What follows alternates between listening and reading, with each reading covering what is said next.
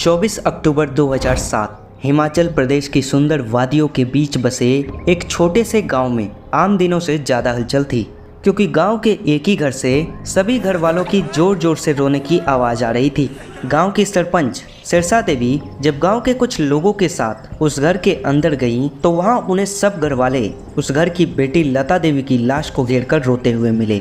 गांव वालों को पिछले 2 दिन से रात के समय लता देवी की रोने की आवाज़ सुनाई दे रही थी, पर उन सबको यही पता था कि वो बीमार चल रही है और इसी वजह से दर्द में थी। पर लता देवी को मरा हुआ देखकर सब बहुत ज़्यादा डरे हुए थे। तभी उन्हें किसी के कुछ बोलने की आवाज़ आई और उन्होंने देखा कि घर के बरामदे में एक तांत्रिक खड़ा है। वो तांत्रिक वहाँ खड़ा बार बार बोल रहा था कि वो लता देवी को जिंदा कर सकता है। ये देखकर सब गांव वालों को एहसास हो गया था कि उस तांत्रिक ने ही कुछ किया था, क्योंकि लता के शरीर पर कई सारे चोट के निशान थे और पूरे घर में उसके खून के छींटे फैले हुए थे, बल्कि उस तांत्रिक के कपड़ों पर भी खून लगा हुआ था। सिरसा देवी ने तभी पुलिस को फोन लगाया। पुलिस ने फौरन वहां पहुंचकर उस तांत्रिक को गिरफ्तार कर लिया। जब उन्होंने सब घर वालों से पूछताछ की तो पुलिस के सामने एक ऐसा डरावना सच आया जिसने सबको विश्वास और अंधविश्वास पर सवाल उठाने के लिए मजबूर कर दिया। लता के पति राजकुमार ने बताया कि लता की मुलाकात उस तांत्रिक से एक दिन बस में ट्रैवल करते हुए हुई थी। उस दिन पूरी बस भरी हुई थी, तो उस तांत्रिक, जिसने अपना नाम लक्ष्मण दास बताया था, और उसने अपनी सीट लता को ऑफर करके उसका विश्वास जीत लिया था।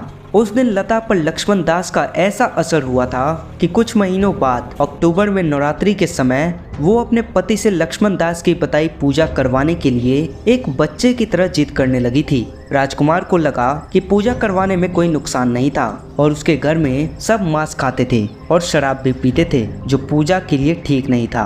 तो उन्होंने ये पूजा लता के पेरेंट्स के घर करवाने का डिसीजन लिया। लता के भाई ने बताया कि उस तांत्रिक ने लता के पिता से कहा कि उनके घर के बैकयार्ड में भगवान की एक पवित्र मूर्ति है, और लता के पिता को बैकयार्ड में रात को खुदाई कर उसे ढूंढने का काम दिया। और कई रातों की खुदाई के बाद भी वहाँ सिर्फ पत्थर के कुछ टुकड़े मिले, जिसको लक्ष्मण दास ने पूजा घर में स्थापित करने को रख दिया। अब लक्ष्मण दास नवरात्रों के बाद भी वहाँ रहा, जबकि उसने कहा था कि वो पूजा के बाद वहाँ से चला जाएगा, जो नवरात्रों के बीच में ही खत्म हो गई थी। लेकिन अभी जो कुछ भी आगे होने वाला था उसकी किसी ने कल्पना भी नहीं की थी।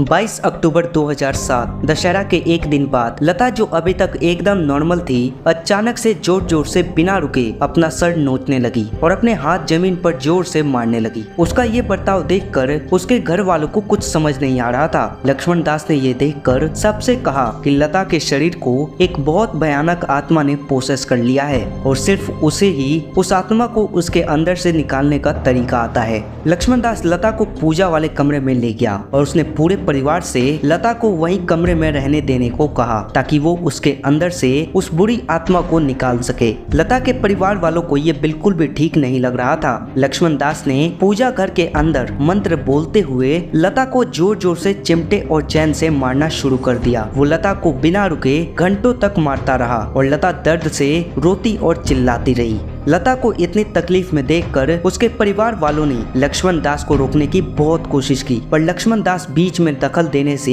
ये कहकर मना कर दिया कि वो बुरी आत्मा जो लता के अंदर है वो उनको भी पोसेस कर सकती है। लता के परिवार वाले डर के मारे उस वक्त कुछ भी नहीं कर सके। वो सारी रात लता को चैन और चिमटे से मारता रहा और लता दर्द से चीखती और रोती रही। लेकिन रात भर की मार के बाद अगले दिन लता बिल्कुल नॉर्मल हो गई। सबको ऐसा लग रहा था कि शायद लता ठीक हो गई है, पर अचानक शाम होते ही वो फिर से अपना सर नोचने लगी और अपना हाथ जोर जोर से जमीन पर पीटने लगी। ये देखकर लक्ष्मण ने सबसे कहा कि लता देवी के अंदर वो आत्मा अभी भी थी और उसने वापस लता को मारना शुरू कर दिया। लता का पूरा परिवार बहुत परेशान हो रहा था, मगर लक्ष्मण दास ने इस बार भी किसी की नहीं सुनी और मारते मारते लता के पूरे शरीर से इतना खून निकाल दिया कि लक्ष्मण दास का शर्ट भी लता के खून से लाल हो गई। अगली सुबह 24 अक्टूबर को जब लता के परिवार वालों ने देखा कि लता पूजा के कमरे में बेहोश पड़ी हुई है, तब उन्होंने उसे जगाने की कोशिश की, मगर उसने एक उंगली तक नहीं हिलाई। उसे ऐसी हालत में देखकर वो सब बहुत ज्यादा डर गए और उसे तुरंत एक मेडिकल सेंटर ले गए। पर वहां पहुंचकर डॉक्टर ने उन्हें बताया कि लता की मौत बहुत पहले ही हो चुकी थी। जब लता का परिवार अंतिम संस्कार के लिए लता के शरीर को बाहर लाए, तब भी लक्ष्मण दास दावा करता रहा कि वो लता को जिंदा कर सकता है। इतने में ही उनके गाँव की सरपंच सिरसा देवी और बाकी गांव वाले वहां आ गए और सिरसा देवी ने पुलिस को बुला लिया। लक्ष्मण दास ने पुलिस से जो अपने बयान में कहा वो सुनकर पुलिस को भी घिन आ गई। उसने उनसे कहा कि उसने लता को कोई चोट नहीं पहुंचाई थी, बल्कि लता पागल थी और वो खुद ही अपने मौत की जिम्मेदार है। लक्ष्मण दास ने बताया कि लता ने खुद को ही पूजा घर में लॉक करके चिमटे और चैन से मार मार कर खुद की जान ली थी।